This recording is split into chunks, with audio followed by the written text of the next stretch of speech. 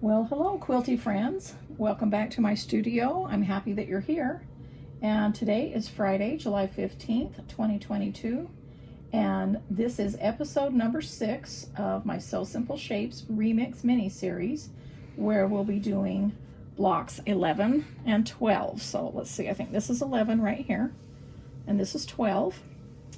And what we're doing for this is the same set that we used for last month, which is the fruit salad, Sew Simple Shapes.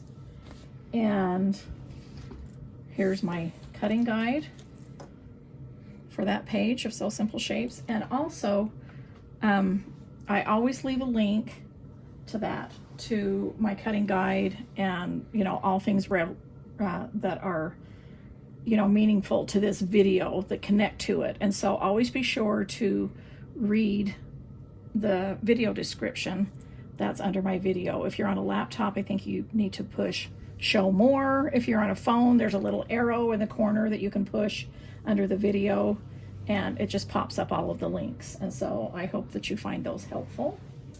And so let me show you the shapes for this right here, block 11.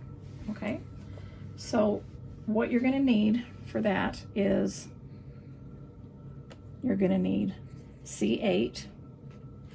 Okay, I'm going to hold it up against that. C8. And that you'll need 4 of those. And then for the larger flower petals there, you'll need C6, and you'll need 4 of those. And then for the small center, you'll need the smallest circle in the set, which is C1. All right, so I'm going to be sewing that.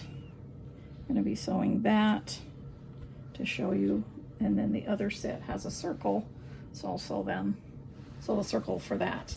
All right, so for this one right here, number 12, you're going to need just 1 C9. That was the strawberry top on the strawberry for the fruit salad. I actually did pull in my quilt here, and I'll show you some more close-ups of that when we're laying out the block, and of my original quilt that I designed this set of Sew Simple Shapes for, which is my Sweetie Pie. Okay, this is C2, which you'll need here for the flower center, 1 of those. And then you're going to need 2 C4s right here, these small leaves, and 2 C5s for the larger leaves. Okay, and let's see, I'll go ahead and set that there and set that there, and those are the 4 pieces that I'm going to sew. But you also will need to cut a 4-inch stem and then press one end under. Okay, and remember, the stems are cut from what I shown you before, which is my Riley Green B cross stitch. Okay, and I just prepared a bunch and put on this wooden spool that was left over from my small vintage trim rickrack. All right, so I'll set these aside so they're all ready to set up, because of course I've sewn a second set so that we can start on those. I've also got my pinwheel blocks sewn, and again, I have this tutorial along with the star tutorial on episode 1 of this mini series, and I always have that linked as well. All right, so for the Sew Simple Shapes, what I'm going to do is I've already have these traced. I use a mechanical pencil for a thin line, and I just trace right onto the interfacing, directly around the shape so that it's the exact same size. And then I just cut my pieces according to the sew along guide that's downloadable. Both pieces, I have them both right side up, meaning there's really no right or wrong side to my sewing interfacing, but once you trace on the top side, that becomes the right side. So you want that up so that you can see.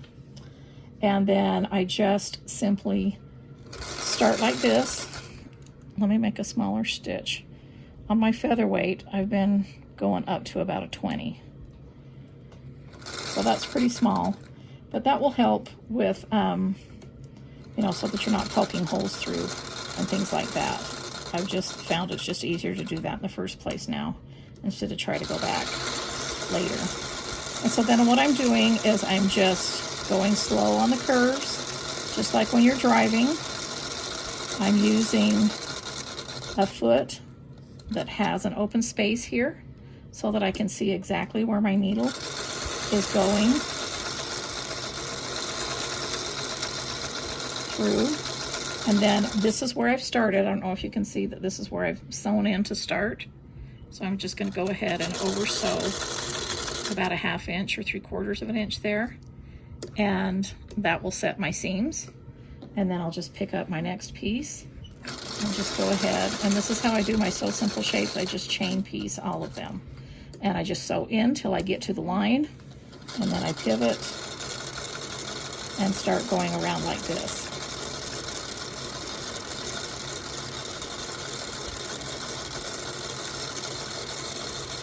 Now when I get to about halfway that point, I usually will cut this off just so that it doesn't get in the way. And here's my little scraps that I do to, you know, just so that I don't have long threads, to save time and to save thread. And a lot of people might think, well, thread, you know, that doesn't take that much thread of just snipping. But when you're doing snipping thread between each piece about that long, it does kind of turn into a lot of thread, and especially on your bobbin. I don't like to, you know, rewind my bobbin or switch my bobbin out until I absolutely have to. And so I try to keep that precious bobbin thread on the bobbin. And so when I'm filming, I'm just using a scrap like this, just, you know, in between to make things convenient. But when I'm normally sewing these or any other of my quilt block pieces, well, here, let me just pull this up and show you. I always have a bonus quilt going along. And so instead of using a scrap that I'm running through, I'm actually picking up 2 squares and sewing them together like this. And then this is what that stage looks like, where some of them are sewn together and I haven't pressed them open. Some of them I've pressed open. I usually keep those over here when they're pressed open. And then, you know, when I feel like I got enough of those, then I go ahead and make them into a 4-patch going in between as well. And, you know, it looks like a little pile here. I actually have other blocks ready to go, but what I'm making is just a checkerboard quilt like this, with every other square is a print and a background with 1.5 inch squares. And so right now it looks like that's going to take me forever, but you would be surprised by just picking something simple like this up and sewing in between. How fast I can get bonus blocks done and then turned into a bonus quilt. So just another explanation about my bonus sewing. And so back to here, back to the applique, just going around slow on the curves. I want to make sure that I'm going right on that line, and that's why I want to go slow. And then of course normally I really have my face up closer to the machine so I can see, and I usually have readers on as well, but because I want you to see what I'm doing, I'm kind of far apart. But get you know, as close up and personal as you need to so you can see exactly what you need to do. If your pencil line is not dark enough for you to see, you know, then use a pigment pen or use something that's dark enough so that you can see the line. I'm just sometimes during filming kind of guessing where the line is because I'm so much farther away from it. I'm one of those sewers that I'm really right up there, and I like to see exactly what's going on. Okay, once we get to a straight line, and I can go a little bit faster, and it's just super easy to pivot, over sew to where I started, and then I've got this one last shape left. So I'm gonna sew that and turn it, but first I'm just gonna show you how I trim. Just kind of like this. It's not really an exact, I just don't want to have a lot left over. And I want to show you how I trim this next one, so I'm going to start going in there. the reason I want to show you this is because I want to show you this cleavage area. So in this shape and this shape, we've got a couple cleavage areas. The rest of the shapes, we do not do any trimming because they are outer curves. So when you've got a little cleavage area right here, if you don't clip from here, one clip to the thread, not into the thread, but to the thread, if you only do it halfway, it's still not going to lay flat. So you need to do one clip just like that into there, okay? And then you're going to do the same thing with that, and then this piece right here at the top. Okay, and so that's all the clipping that you need to do. Now, when I go to turn, I'll either pull these apart like this and do a little clip, or I can take my seam ripper like this and just kind of put it in sideways, making sure it's not coming out on the other side, and do a little start there. And I just do this little cut right here. And then I go ahead and turn.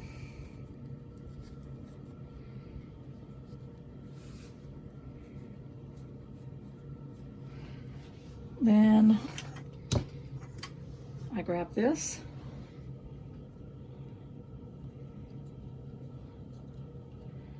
and I'm just pushing on the fabric. I have the interfacing towards me and I'm just pushing on the fabric and very gently pushing. I'm basically just putting a little bit of pressure on it to smooth it out as it goes along. And because it's cotton fabric, it has that little bit of a give because it's nicely woven and not cheap fabric, so it's a tight weave. I don't have to worry so much about you know, poking a hole. It does happen sometimes, and I've showed you in past videos how to fix those. It's not a big deal really. And then I roll that just to set those seams, and then I just like to press right there and not iron, just applying a little bit of heat, and then I put the clapper on there to absorb that heat and have it lie flat. And when I say flat, I don't like it flat as a pancake. There is some dimension to this right here, and so I like that. I like how it looks on the blocks, that dimension. All right, so I'm just going to finish up here, or I guess I don't really need to because I've already got these other ones set up and ready to go. And I just wanted to give you the overview again of how to turn these. If you want more detailed of my So Simple shapes on how to shape them, turn them, things like that, then go ahead and look at my past episodes, and I go through and detail every time. And so I'm just trying not to get too repetitive. I just want to show you how to do each individual block as we go along in this series. And so I will meet you back over to the work table and let's get these blocks laid out. All right, here we are. We're going to lay out block number 11 here. And so as per usual, I first center the circle by putting this pin in the center of the circle, and then I go ahead and insert the pin right in the center of that pinwheel. And I'm leaving it loose right now because I'm going to put these pieces underneath it. And so I just want to make sure that it's centered. And what I do when I start to lay these out are, this right here is about 1/8 of an inch away from these seams. But I also take this ruler, here's the inch line right here, and I put that inch on the edge of that fabric, and it's just a little bit under that, or just right to that inch. And then I'll just go ahead and stick 2 pins right there so that I can still get the glue underneath. And then I'm going to work my way around.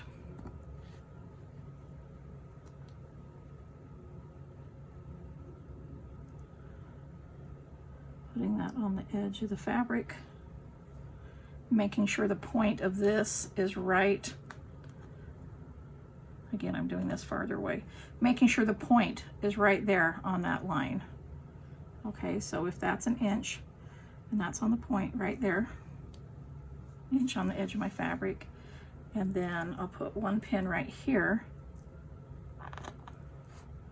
and then I can go ahead and move that so that the point is right there on that, and that one's going to be good to go.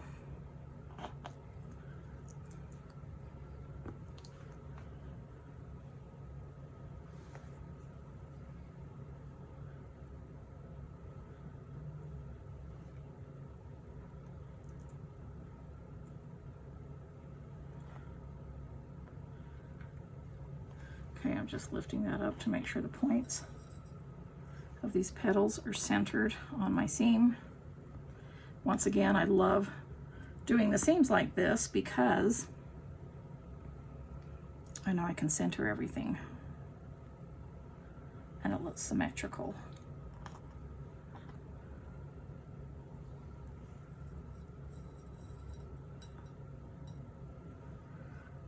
All right. Once I've got those down right there, I'll go ahead and just lift up and apply little dots of glue. I'll do that on one petal just so you can see how I do it. I lift it up, and a dot is a lot. I just put a few little dots like that, one on the point, and when I say on the point, it's still a 1/4 inch in from the point. Can you see that? Because I don't want to be appliquing into my glue unless I have to. You can applique into it, even hand or machine, but I just like, you know, to have it inside a little bit. It doesn't need to go all the way to the edge. And then I go ahead and place 3 pins like that, and then I know that's glued down, and I just keep these pins like this until I know what I've glued and what I haven't. Once I've glued all of those down, then I can glue my circle down, and when I do that, I go ahead and put 4 pins in my circle this way, just to make sure that it lies flat for the glue to dry. It does not take a long time for the glue to dry. I usually, by the time I'm doing this, by the time I lay out my hearts and do all of that, I can take out the pins here. You know, it doesn't have to be completely dry for you to take the pins out, but I mean, it's completely dry within about, you know, 10-15 minutes. And then for the hearts, these are really easy to lay out as well, because you're going to use this point of the heart and this cleavage area of the heart to line up on this line, and you're going to place them about 1/8 of an inch away. Okay, even on both sides. And so I'll just stick a pin there. I don't need to use this ruler for that because we're just doing diagonal measuring here. And as long as I stay right there with that point on there and that point there, I'm not going to have a problem.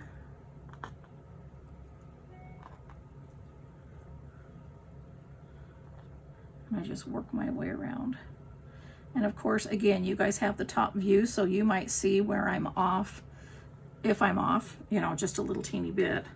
But before I glue everything down, I always, after filming, I look and make sure I don't have to do any adjustments. So just know that if you see something off-centered, just because I can't see the top view right now, then I will fix it before I applique, rest assured. Okay, so I do that, and of course I'm always using my 6.5 inch trim it ruler just to make sure everything lines up, but I had done that beforehand on this block, so I knew how far to go in. But always know that this is there for you to rely on, so that you know within this window right here is what is going to show up in your block, and this is your seam allowance. And it's going to be super easy to trim that up with this ruler, laying everything on these lines, all the same lines. Everything will be centered. I applique first, whether it's by hand, machine, whatever I'm doing. I applique, press from the back, then trim it up, and then sew it into this star here, which of course I've shown you how to make the star in episode 1. And I just love how these blocks look inside the star. It's so fun. I think they're cute and mini little blocks on their own, and then when you add the star frame around it, I think that's really fun. All right, so that is block 11 layout, which is super easy. And here we're going to go for block 12, which is also super easy. And what I'm going to do with this is I'm going to measure in 1 inch from the bottom. So again, I'm going to put my ruler on there right there and take my stem. It's pressed 1/4 of an inch under, and I'm going to place my stem there. So it's just as easy for me to put just slightly pushing on this little bottle so that it does a thin line, and I'm just going to glue that stem all the way up there. I don't even know if you can see that glue because it's white on the white, but there's just a little line of glue. And I put the pressed edge on the bottom here, and I'm going right down that center seam, and I know that the flower top is going to cover that up. And now I've got that ready to go. Then I'm going to move my ruler over here and place it 1 inch from the edge, the top edge. And I'm going to go ahead and at this point, because I can see it better like this, then you can kind of see how I glue too. Well, I might put one more dot there. Probably didn't need to, but usually my first dot is the largest because that's when the glue comes out, and then I can see what pressure I need to apply. And then I'm going to put the tip of that flower centered on my seam right there and 1 inch away from the fabric. And you can see that these kind of hang over evenly on the end here, on the sides, I should say, by about approximately 1/4 of an inch. And so that's good. I didn't even need to pin that because I knew where I was going to glue it, and I'm probably going to do the same thing with this. Sometimes when a block is this simple to set up, I don't really need to pin it beforehand. And so this one, you know, it's your choice how far up and down you want to make that circle. You just kind of want to make it centered this way and then decide how far up you want to do it. I'm going to ask Cassidy if that looks centered to her because she can see the top view up there behind the camera. So I'm just going to leave that. And then I'll start with the smallest leaves, and I'm going to make them, you can see over here, they're slanted and they're about 1/8 of an inch apart this way. So I'm just going to have the tip meet the stem there and make it 1/2 inch that way. I'm just going to stick a pin in. Try to make it symmetrical on the other side. Once again, I'll ask Sis what that looks like to her. Because I could easily make one leaf go up or down, do you know what I mean, if I needed to. But then I'm going to make this tip meet the stem and try to make it kind of on the same angle as that leaf. I'm going to bring it up a little bit more.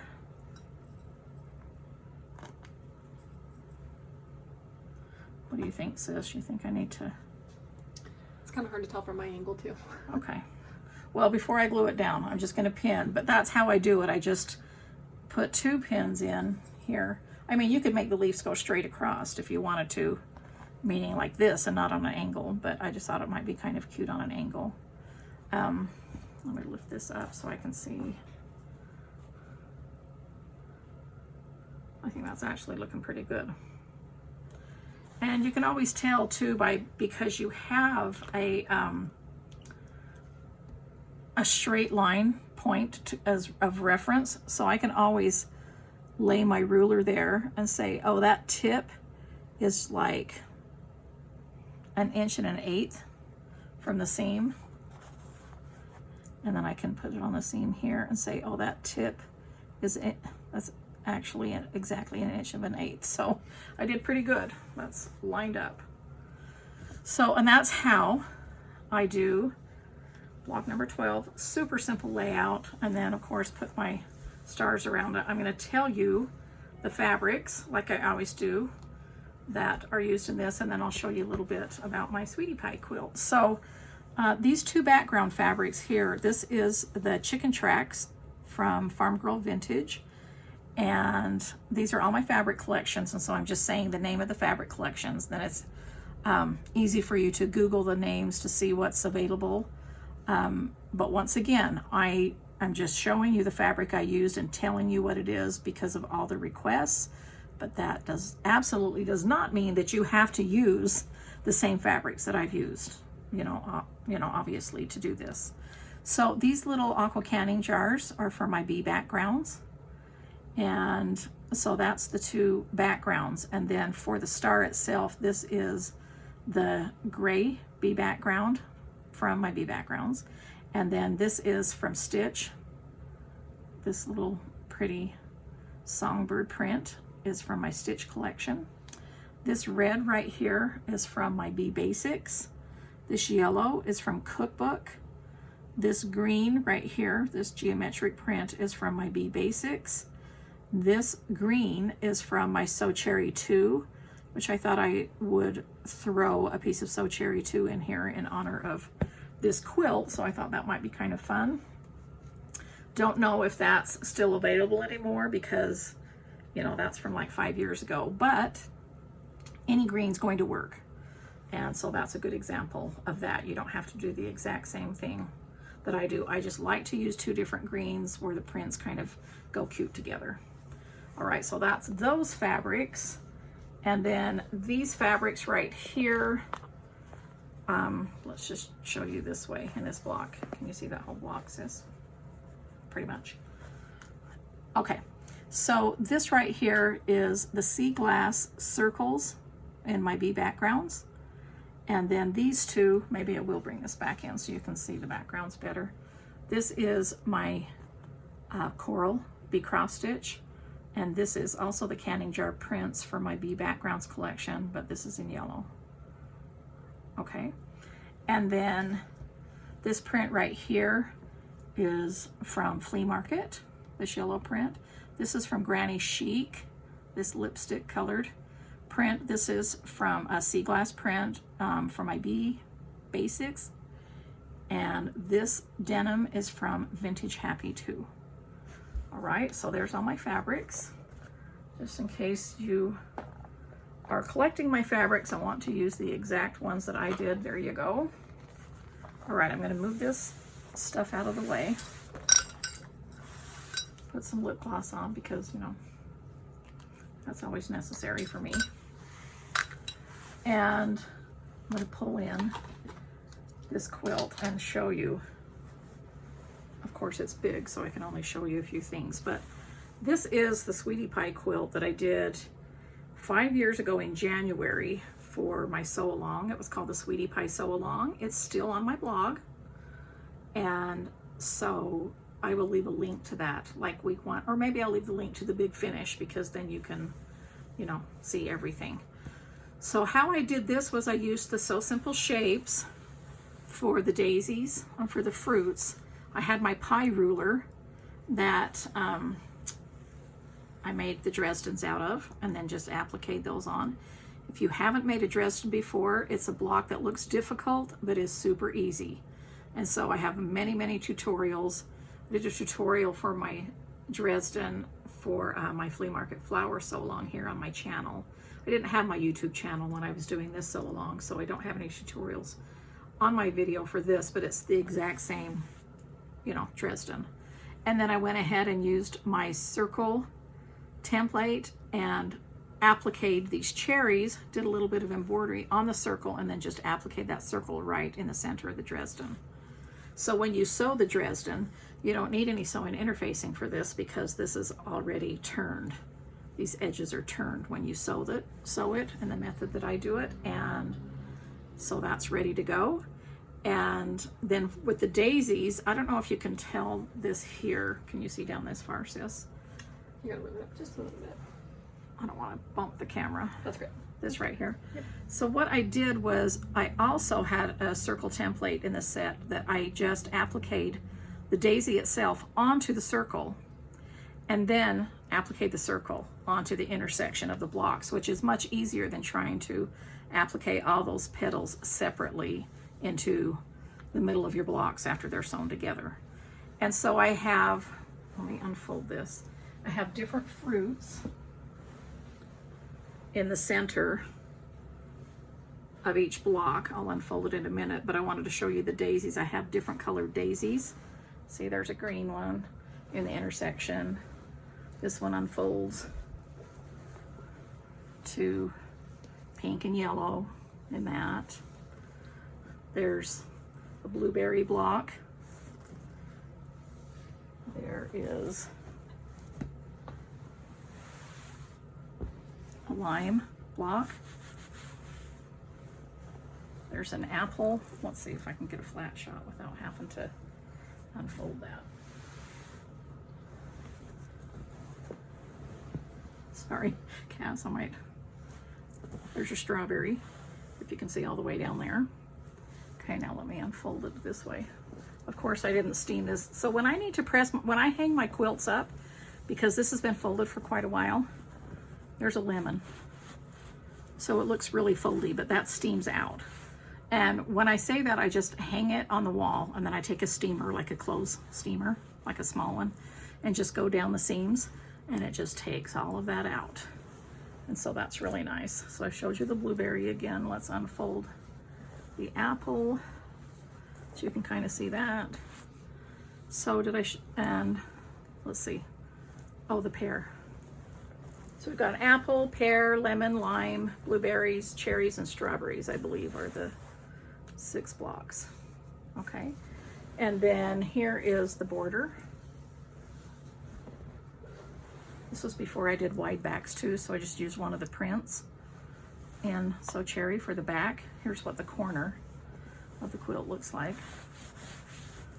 This is one of my very favorite prints ever that I ever designed. It was my very first one that I did, because this is for my So Cherry 2 collection. My very first collection for Rider Blake Designs was called So Cherry. And so we reprinted it, scaled it a little bit differently, and added new fabrics for this sew along. So again, I'll leave that link. And again, in case you're interested in it, even though you can't get, I don't know, maybe you can, maybe somebody still has a kit out there somewhere for this, but you can use any of my fabrics, as you can see in this series. It's just a matter of color. It's not really about print. I just use a variety of prints of mine, and they all go together because that's kind of how I design my fabrics. I want them to mix and match with each other, so that you can just do projects all along the way, you know, throughout the years after you have leftovers of my fabric or have purchased my fabric, so that they all work and you don't have to be tied into just one collection to complete a quilt if you don't want to. They all go together. So I think that's really fun. And so I just kind of wanted to show you a few close-ups of that. Also, as a reminder, I have a couple of videos ago on my Granny Square Along that's still happening. I'm doing a giveaway, so make sure if you haven't watched that to go in and watch those videos and enter my giveaway. And I hope y'all have a fabulous weekend and are having a great summer, and I will chat with you later.